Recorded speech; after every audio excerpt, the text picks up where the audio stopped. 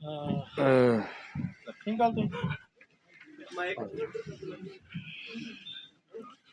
सबसे पहले तो मैं आप सब पत्रकार भाइयों का धन्यवाद करना चाह रहा हूँ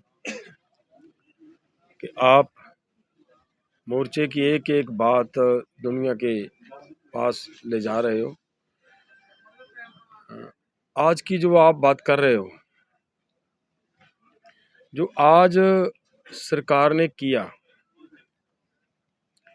वो जो मार्च था, वो मार्च का फैसला लेने से पहले ये किया गया था कि यहाँ पे जो अनशन चल रहा है, अगर 10 दिन तक इस अनशन के बीत जाने तक अगर सरकार कोई फैसला नहीं लेती, बातचीत के मूड में नहीं आती, तो फिर हम आगे जाएंगे। और फिर भी फैसला ये लिया गया था कि हम पैदल जाएंगे।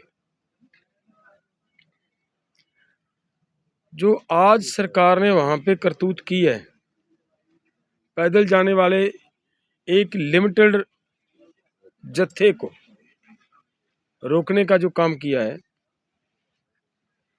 सरकार ने इसको निंदनीय कहें, इसकी हम निखेधी करें, वो बात नहीं है।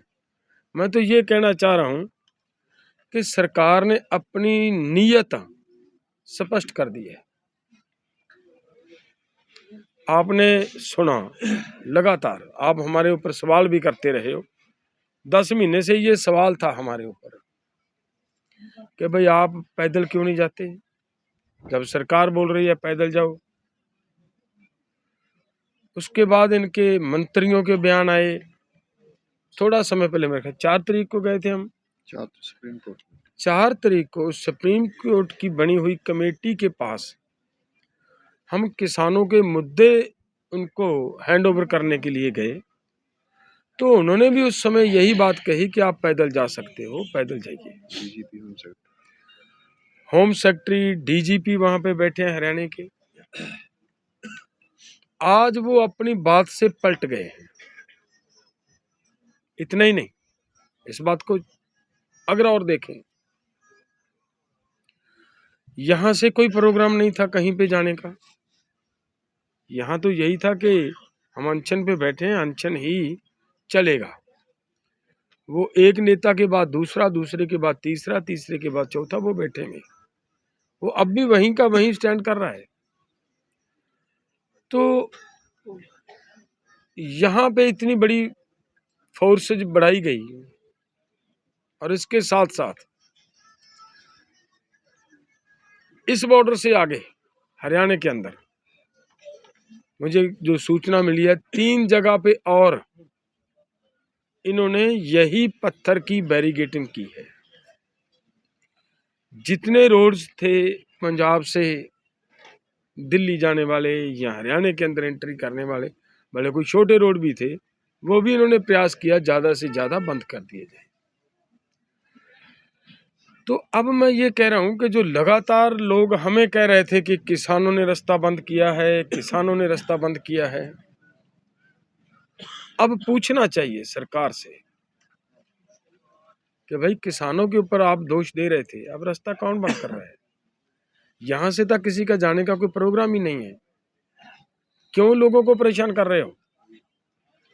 अब उन लोगों को भी जाना चाहिए सरकार के पास, जो हमें ये कहते थे आकर, हमारे टैक्सी ड्राइवर या और भाई जो हमें कहते थे कि प्रधान जी हम परेशान हैं, वो सोचे कि अब हमारा कोई प्रोग्राम नहीं आगे जाने का, और आगे 3 जगह पे और बैरिकेडिंग कर दी। अब परेशानी के बारे में सरकार से पूछें कि भाई ये क्यों कर दिया। मानयोग सुप्रीम कोर्ट भी इसके ऊपर नोटिस लेना चाहिए उनको भी कि भाई ये क्या कर रहे हो आप। तो दरअसल बात क्या है, सोचने वाली बात ये है, मैंने पहले भी कई बार प्रेस के समक्ष ये बात रखी है। ओईसीडी एक बहुत बड़ी संस्था है।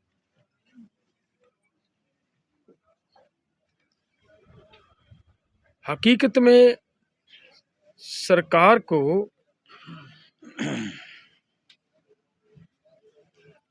किसानों से दिक्कत है, किसानी कित्ते से, एग्रीकल्चर से दिक्कत है।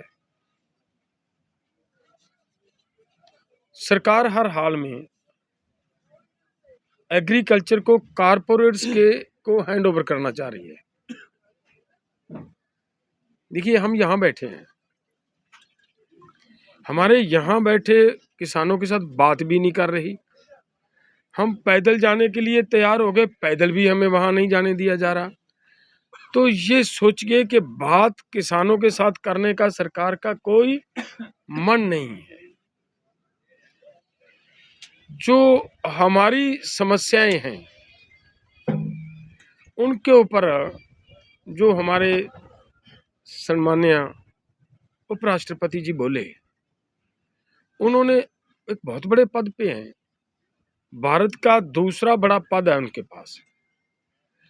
उस पद पे बैठा व्यक्ति अगर ये बात कह रहा है कि मैं अर्थशास्त्र के बारे में जानकारी रखता हूं और मैंने बहुत सारे अर्थशास्त्रियों से बात की है, एमएसपी देने से कोई दिक्कत नहीं है, देश को उल्टा फायदा होने वाला है, तो भाई उसने जो बात कही, जो किसान गुहार लगा रहे हैं लगातार, तो इसका मतलब ये निकलता है बोलने वाला तो भले कोई कुछ भी बोले, लेकिन किसानों की डिमांड है जो उसने मोहर लगा दी कि किसानों की डिमांड तो जायज है। इसको भी कोई मानने के लिए तैयार नहीं है। जो मैं दूसरी बात कर रहा था, इस लड़ाई को छोड़ा नहीं जा सकता, कुछ भी हो, क्योंकि देखिए जो मैं मतलब